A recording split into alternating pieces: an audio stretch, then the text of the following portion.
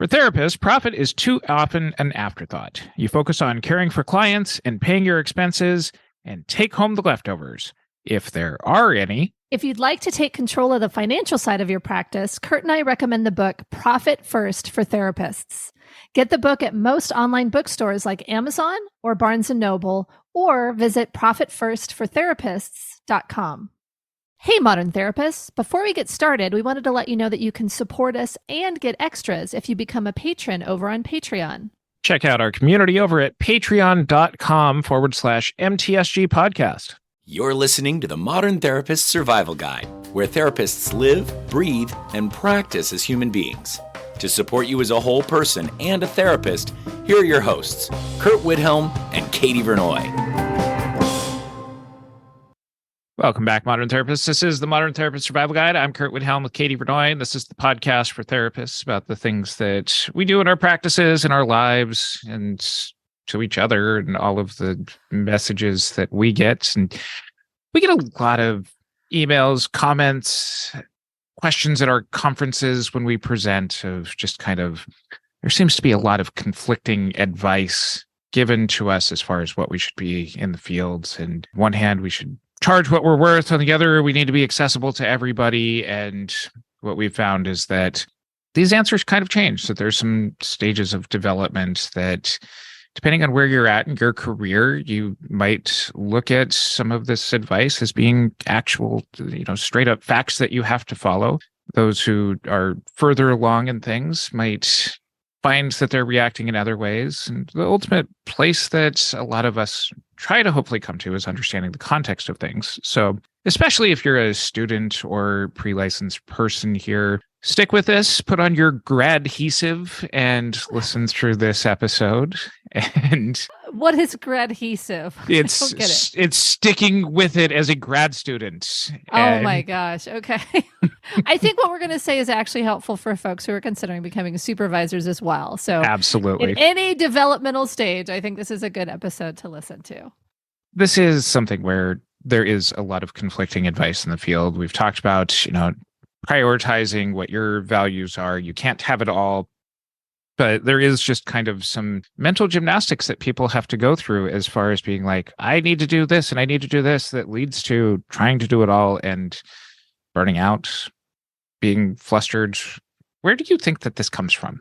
I think first I want to describe a little bit more what mental gymnastics look like, because I think there's mental gymnastics on one end, and I think there's also some real rigidity on the other end. And so I want to just talk briefly about that, because if we look at charge your worth but be accessible, I think some of the mental gymnastics there goes to make sure you're charging full fee to most of the folks and then do like a handful of pro bono clients, or do a hybrid practice, or like people figure out, okay, what does this mean? How do I charge my worth or make enough money or get a good living while also being accessible? And what we've talked about before, and what I'll do in the show notes, is make sure to link to some of these other episodes. But we've talked about really identifying what you want and what's going to make your practice better, and don't fix systemic problems individually. Like you can't fix access by yourself, for example. Right.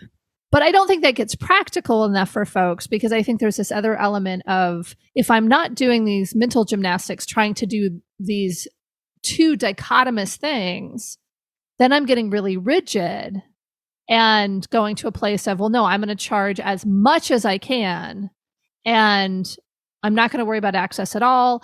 And if you worry about access, you're doing it wrong, or vice versa, right? And so then we get into that's unethical, or you are awful, or how do you do that? And it becomes this either I'm pulling everything in and trying to figure out how to do all of it at once, or I've filtered through it and now everyone should do it the way that I do it, and is very rigid. And I think, to me, that comes from a fairly early developmental stage, and theoretically we would move out of this, but I don't think as a profession that always happens. I think that there are folks that end up stuck in these developmental stages because they don't know where to go. And I think that's the hard part for me, is I see folks, even later career folks, sometimes in this more rigid place, and then they're also continuing these things if they're supervising or mentoring or consulting with folks, and kind of saying, you must do it this way. You must you must do 100% EFT or you must do 100% DBT. Like it's those types of things where given situational things where those might be the right answers, I think that it becomes this thing where it's very hard to get out of this rigid space if we're not moving along the stages of development as professionals. So we're going to get into some of the stages of how we see one of the models looking at kind of our field here. But I'm wondering, what is limiting some of the people from actually progressing, especially, some of these supervisors or later career clinicians, that they're not moving to kind of this space where they can afford to not be rigid about everything? That's a good question. I think when folks get stuck being rigid, there's this element of a lack of resources in some way. And it could be a lack of resilience. It could be folks that are burnt out or kind of phoning it in. I think especially in later career, they just are so exhausted with the field. I think there's also that element for later career folks anyway, where it's like, I know what I know, and I'm getting CEs at the last moment that align exactly with what I'm already doing. And there's not a kind of openness to controversy is the wrong word, kind of discourse around what is true and not true. I think that most of the folks listening to this podcast don't sit there. I mean, we're called the Modern Therapist Survival Guide. We talk about skeptics and outliers. Like we are purposefully leaning into folks who are willing to push back against the status quo. But I think when you're really kind of, this is where I sit, this is my lane, and this is what I know, and I'm going to teach people what I know, it's very comfortable. I think for folks who are moving from early stage on, I think that the stuckness is not having enough perspectives or getting locked into places that are so misaligned that you aren't able to replenish your resources, and so you're in that same place. I think it's under-resourced folks, honestly, or under-motivated folks.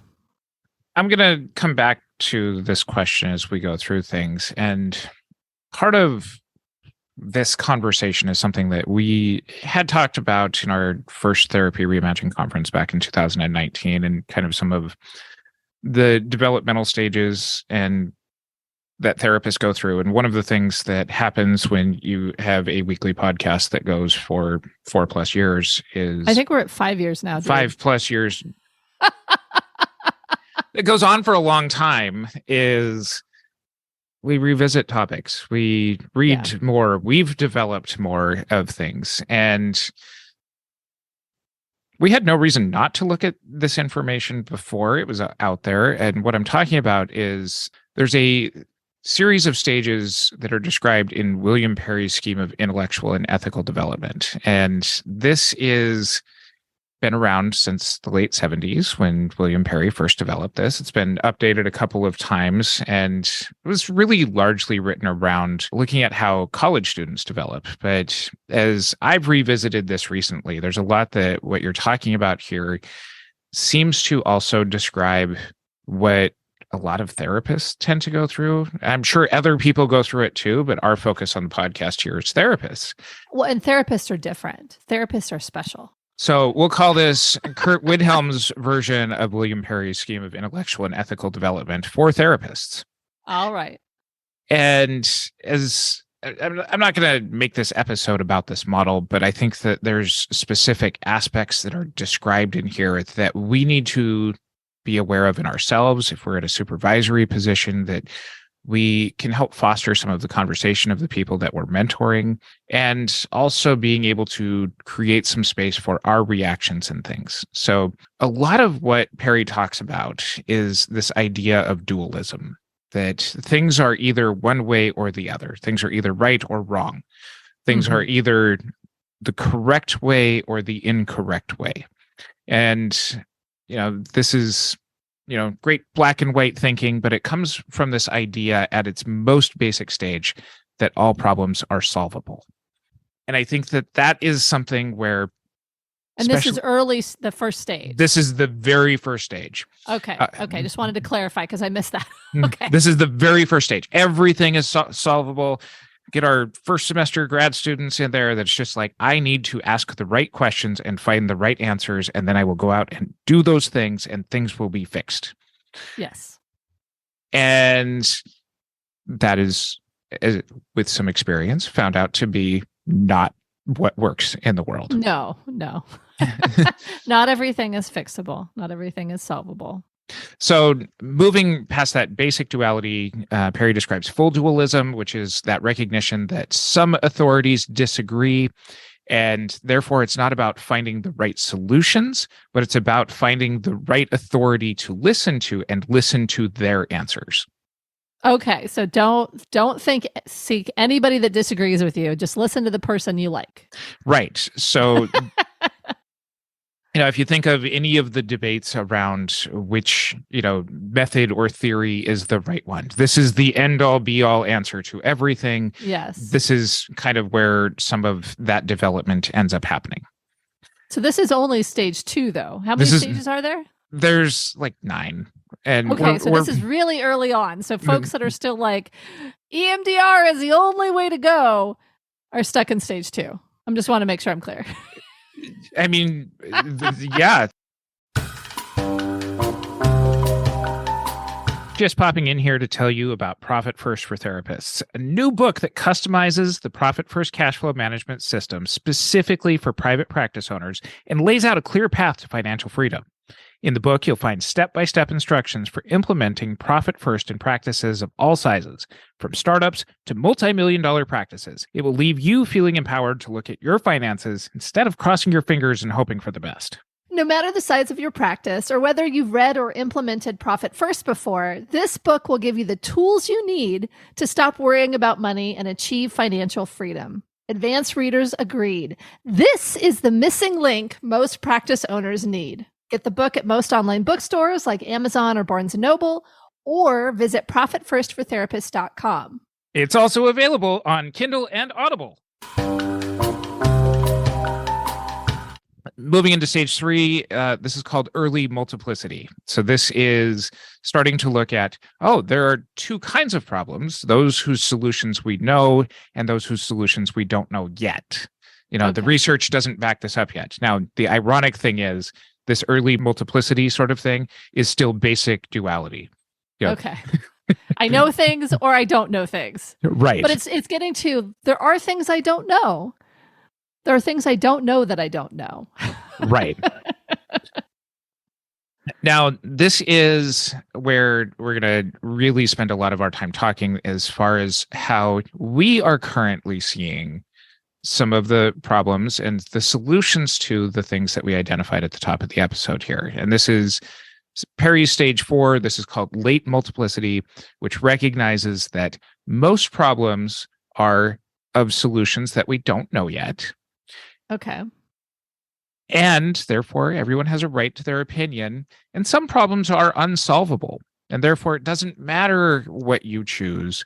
This is really more of where the task is to be able to sit through and be comfortable in the uncomfortableness of, is this a problem without a solution? Is this a problem that has a solution that I can only partially solve with the skills and tricks and tools that I have?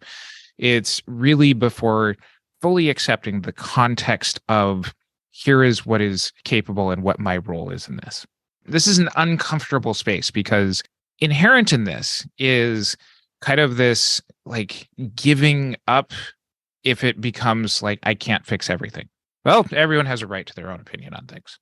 It's kind of this dismissive, like, all right, you're an internal family systems person. Fine, you can have your opinion on things. That's not what I do. You go do you.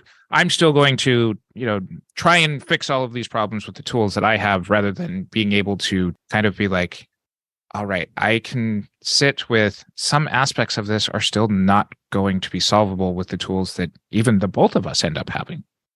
Yes. Okay. So we're going to come back to that one because that's, I think, where a lot of people said. Is that what you're saying? Yeah. Okay, but I want to get through all the model. I want to see where I land. I'm so excited to hear.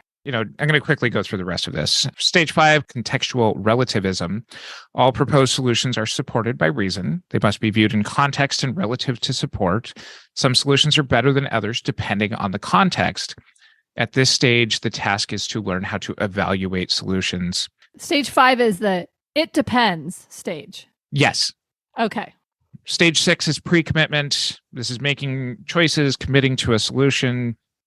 Stages 7 through 9 is following through on the solution, evolving commitments, taking the experience of having made that decision and using that to refine future processes and reflection and growth on it. Okay. So all of a sudden it switched from like stages to how do you solve a problem like Maria? It's really more of kind of positions within this. So Got it. Okay. So basically people get more and more able to sit with uncertainty. They do more and more assessment of what they don't know. And then potentially they also use their own experience to refine what they do know and continue forward and kind of assess things and make sure they're doing some sort of quality control and feedback. Mm-hmm. But I want to focus on this position for this latent multiplicity, because I see that this is where a lot of people are not comfortable with that uncomfortableness. Yes. And Perry goes on to describe that there's a couple of things that end up happening here. One is people try to regress to an earlier stage. If they don't know what the solution is, then it's just kind of this, fine, tell me what to do. Yeah. The teenager that you might be sitting with in your session, or if you're a parent to your own kids, that's just that if you're trying to get that deeper level of thinking where it's like, all right, if you commit to this strategy, think about these consequences. Are these the ones that you have? Oh, fine, I'm not going to pick that one. I'm going to pick this other one. Well, did you think about the consequences that might happen with this one? Well, you're just going to come up with wrong answers for everything that I do. Fine, you just tell me what to do. Yeah. And it's hugely uncomfortable, right? Because it's taking a risk and not knowing if the answer is going to be what you want, right? Like there are risks involved in committing to these things when there's not just a single right answer. Yes. And so you're saying then folks regress back to, okay, well then tell me the right answer, or I'm just not going to do anything. Right. Some people want to back off, and I see that this is where maybe some of that rigidity ends up coming from, is there is safety in just having dualistic black and white answers. If there is a policy by somebody who I have followed and ascribed to, I will sit and follow that policy because there is safety and I can pass the responsibility on to, it's the model's fault, it's the guru's fault, it's the agency director's fault because this is their policy and all I did was follow the policy. Well, and I think even I've seen it, folks go into Facebook groups and say, I had this weird thing happen. What do I do? And sometimes folks are responding with more nuanced answers, but sometimes folks are coming back and saying, well, make your policy more rigid and hold to it. Mm-hmm. And I think that there's a continuum there. There's definitely like, hold your boundaries, set a policy and hold your boundaries. But it's like, if your client, cancels at 23 hours and 52 minutes before the session, every time you must charge for that. I didn't do the 24-hour cancellation. And it's like, yes, I understand that there is a need to hold a policy and that is against the policy, but there may be reasons why you don't. And there is some nuance, and you may make the right decision sometimes and you may make the right decision or the wrong decision sometimes. But I think there's that element of get more rigid, be very clear so that your clients know exactly what to expect, which to a certain extent, I agree. But also make it so that you don't have to make a decision each time something happens, because that's too hard. It could be wrong. So strict policy. As an educator, the way that I look at this is we are so steeped in systems where we need to lay out exactly what to do at all times. The frustrating part of creating rubrics for assignments in classes is really just kind of, if I spell everything out to very specific behavioral descriptions of what needs to be included for each part of the assignment, it sometimes ends up sucking the spirit out of the assignment and just being more of, did you meet these rote parameters to be able to make this not uncomfortable as far as trying to figure out the learning process for themselves. Yeah. And I think that this is a really important thing to recognize, whether you're a supervisor or a student in development, is that part of the process of growing up and getting through these things is being better at sitting with some ambiguity. Yeah. Yeah. And if we as supervisors and mentors try to rescue our students, our supervisees from being uncomfortable, we're actually stunting their developmental growth by just providing them with the answers. Yeah, I think that's a really strong point, because I think this can happen all the way up the chain, right? It can absolutely. Yeah. Clinicians giving that kind of advice or feedback or support to their clients so they don't have to sit with discomfort, and supervisors giving that to the therapist, and then supervision of supervision, providing that to supervisors. And I think that's the thing I see a lot in some of these Facebook groups too, is someone, and I think this speaks to your mental gymnastics thing, is someone will say, hey, I did this thing. And there's times when everybody comes back, that's unethical, you shouldn't have done it. Or if I could go back in time, I would have started it this way. Like, people are wanting to say you did the wrong answer. But the mental gymnastics part I see a lot of people reassuring the person that they've done the thing exactly right. Trust your instincts. I'm sure that this was going on, and so this is why you implemented this rule. It's like those types of things where people, again, we can talk a million times about how social media doesn't allow for context, but I think there's that element of, I just want to reassure you that what you did is okay.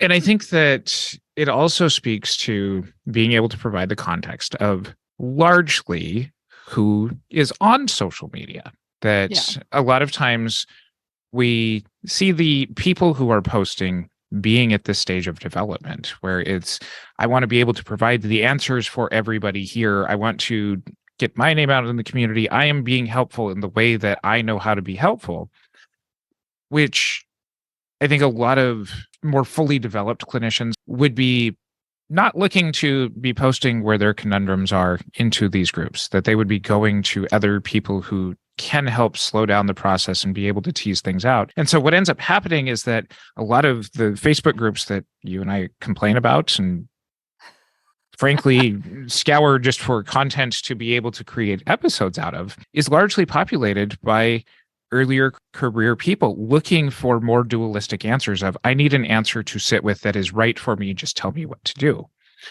And so a lot of even the prompts that are getting missed are not representative of the entire field. It's largely, in my opinion, of people at kind of a very specific point in their academic, ethical, and intellectual development. Well, I think that can be true. I think that there are definitely groups I've seen where there has been deeper conversations that go into more of this nuance. And it does require super long posts and super long responses. And it requires a different type of folk to actually engage and stay engaged with those types of posts. And so I think that there probably is a broad array of folks that are engaging in these things. And I have seen later career therapists come in and try to give a little bit of nuance or kind of point out some of this dualistic thinking and like, wait, did you consider this part of it? I do think that by and large, that element of folks on social media providing these dualistic answers is problematic.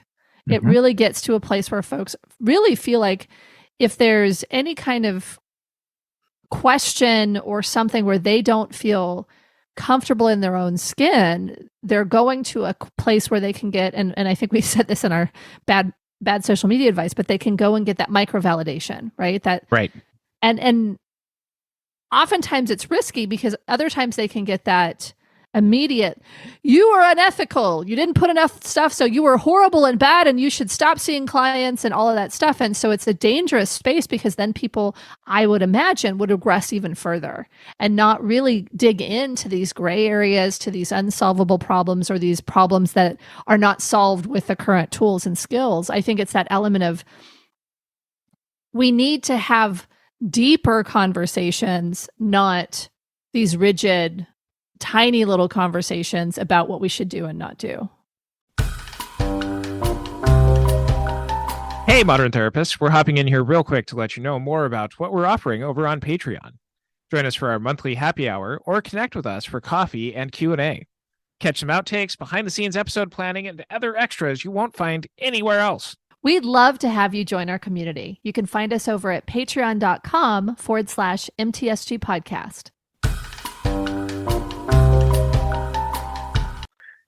Now, there's another thing that people do at this stage. If they don't regress, they rebel. And according to Perry, that's you and me. in aspects of things. And according to Perry, this is that with the realization that authorities are fallible, an easy generalization follows. Where authorities don't have all of the answers, that makes everyone's opinion equally valid. You know, this theory was wrong in this one specific instance, so therefore it is wrong all across the board. Okay. So not just rebelling against this dualistic thinking, rebelling against like a particular thing, like I give up. That's not right. Nothing is right.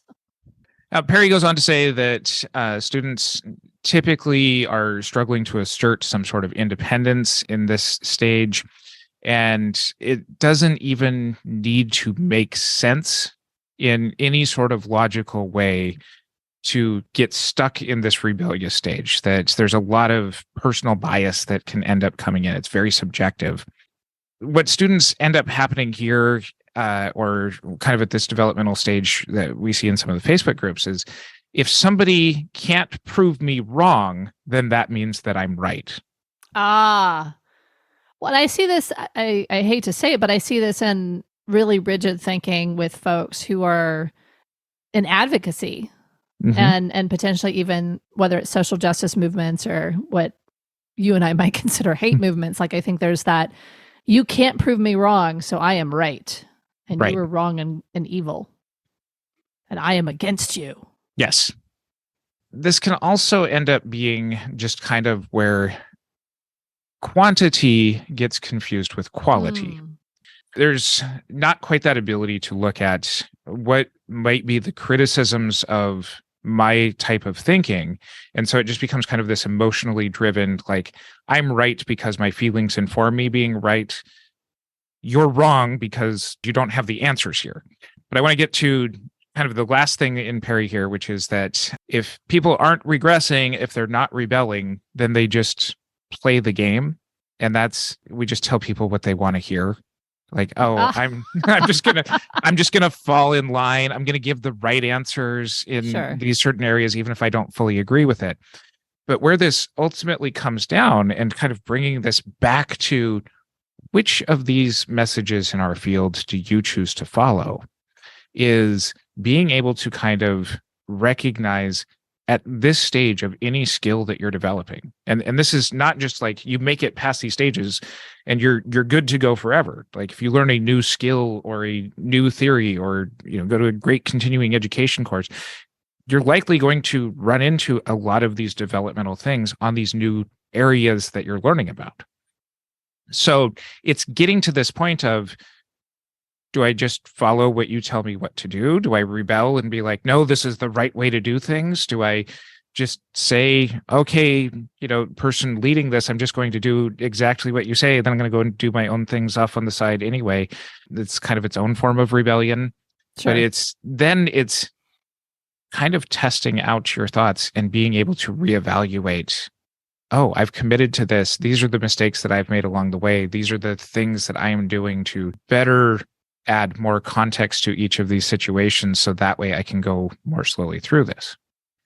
So getting back to rigidity, getting back to some of these policy sorts of things, you and I have both learned, like, telling people, hey, don't be rigid about this, has improved approximately 0% of anybody in our field.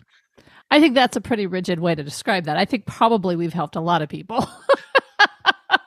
I think we've given people the space to take in that message, which allows for them to move on from that. But strictly just telling people, hey, you're doing this wrong, reinforces fall in line, go back to one of those earlier developmental stages, rather than play through the consequences on this.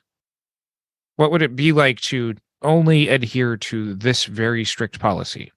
And I think that when we tend to grow up in this field, if we aren't given the space to be able to kind of start thinking for ourselves, that we tend to mentor in the ways that we were mentored. And if this just becomes one generation of rigid mentorship to the next, and that's just what gets passed down, I think that that's part of what contributes to our field here, is that this just becomes the rigid leading the rigid. I agree. I think that even in the way you're describing it, though, I think it doesn't take that far enough. I think when we're looking at how do we, and we have a whole episode on making decisions, but when we look at how we're going to come into our own, I think it really speaks to critical thinking. If somebody's saying, do this, I always go to the question that I've gone to probably since I was 12. Why?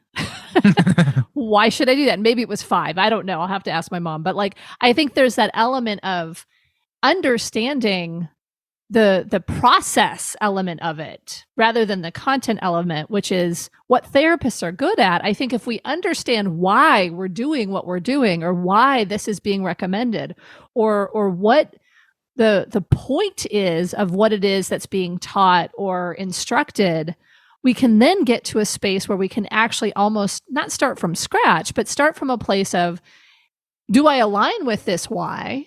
Do I align with what's trying to be done here? And if so, is there another way I can do it if this instruction doesn't work for me, right? And so it becomes this deeper thought about what we're doing and why we're doing it, and gives us some space to be a little bit more nuanced. For example, cancellation policies. Why do we do cancellation policies? Some people, it may be, if I don't have a cancellation policy, people will just come and not come no matter what. And it'll be, they'll take advantage of me, right? Or, and it has this feel of the client is somehow needing to be minded and monitored, or they will take advantage of me, right? For some folks, it's financially, I need that spot to be filled. And so this is just a business decision. For some folks, it's a clinical decision. There's a lot of different reasons why people might have a certain cancellation policy. Mm-hmm. Now, most of us have probably gone to the de facto 24 hours, and I think that probably deserves some assessment if that works for you. But the reason that you have the policy